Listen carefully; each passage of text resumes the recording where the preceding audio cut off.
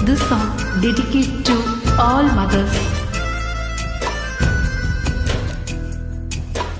மண்ணில் ஒரு செடி முளைச்ச மண்ணுக்காக பேச வந்தான் உன்ன பேர தொடி தொடிச்ச அன்னைக்கு அது பூகம் வந்தான்